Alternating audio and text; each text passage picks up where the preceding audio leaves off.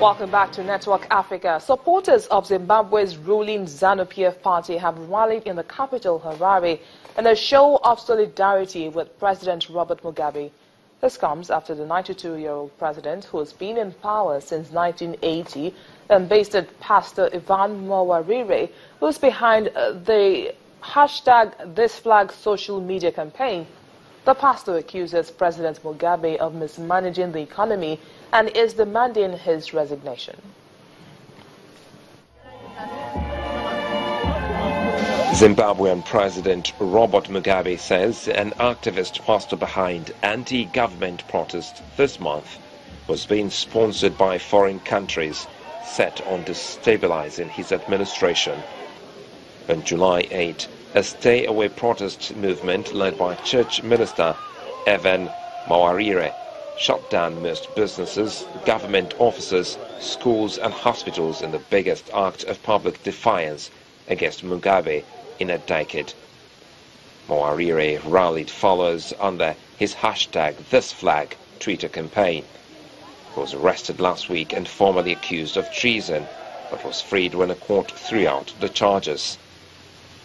In his first public comments on Mawarire, the 92-year-old Mugabe accused the pastor of urging Zimbabweans to engage in violent protests. You can't urge people to adopt violent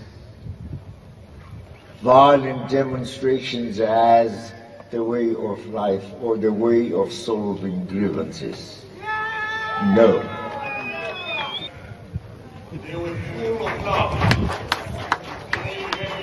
The Mawarires, I don't even know him. Mawarires and those who believe in that way of living in our country, well, are not part of us. They are not part of our thinking. They are not part of us as we try to live together.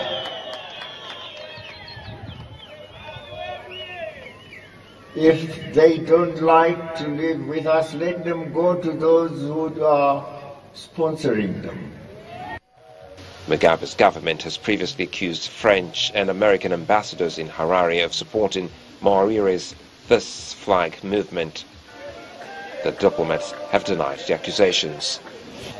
Mawarire is currently in South Africa. He says his protests are peaceful and are against government corruption, alleged police brutality, delays in paying state workers' salaries and cash shortages. We are in a season where fear is being broken. We're scaling the wall of fear in a very big way in Zimbabwe. The goal of this campaign, of this flag campaign, was to raise more and more Zimbabweans to not be afraid anymore and to spread that message, allow it to catch on like a virus.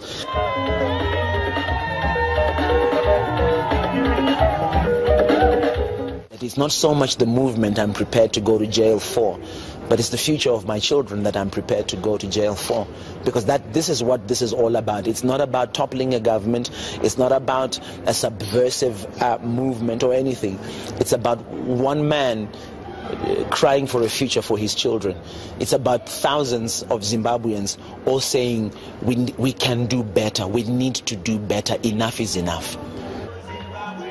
Mugabe's government is struggling to pay its workers and was on Tuesday expected to meet civil service union leaders and set dates for July salaries. The government last week failed to pay the army.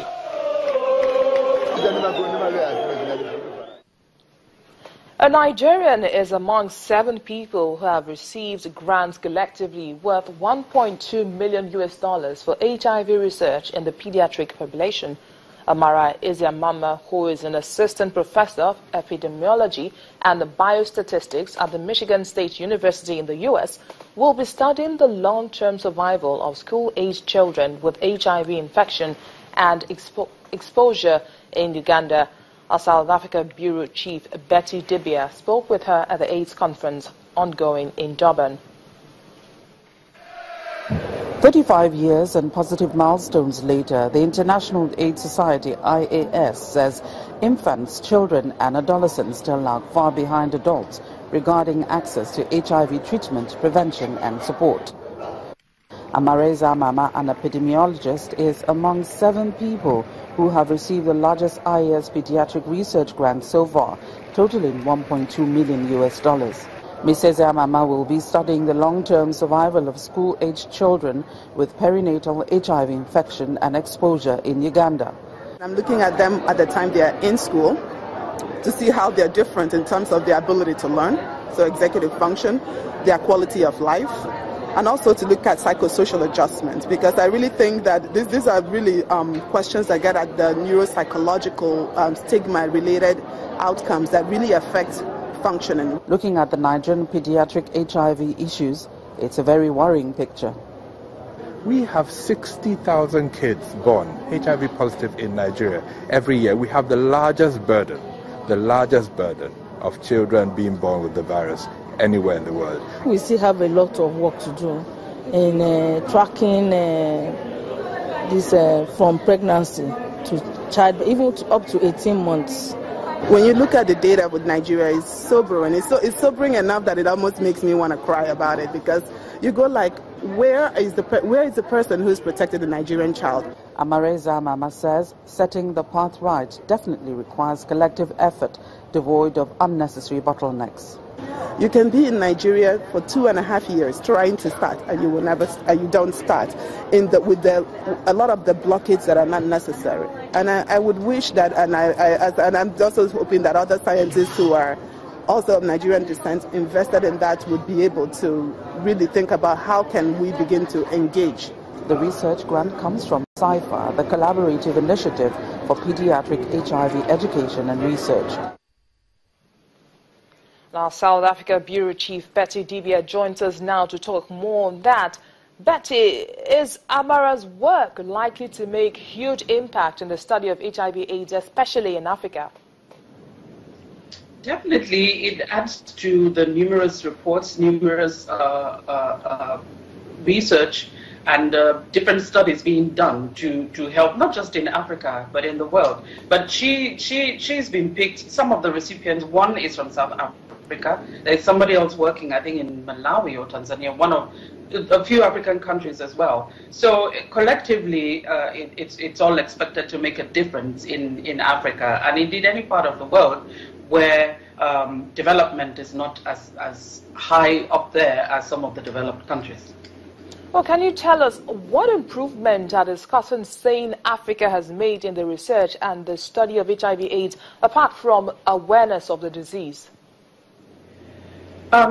Improvements have been made because less people are dying, but more than expected are dying. More people are not yet on treatment. But the main problem that a lot of the researchers here talked about is the investment into research and development. African countries are not exactly putting their money where their mouths, are. That in terms of investing, not just depending on donor funds, and donor funds are drying out as well. So they're expected to do much more in taking ownership of things being done in their community. As one of the scientists we met said, look, these are our people, so we have to put in enough resources in terms of research and development. But there are other people doing it for us, but we must take ownership as well. That's one of the major problems, that we're seeing. I'll hold on to your thoughts, Betty. We'll continue with this conversation in a moment. Well, Network Africa returns in a moment. Stay with us.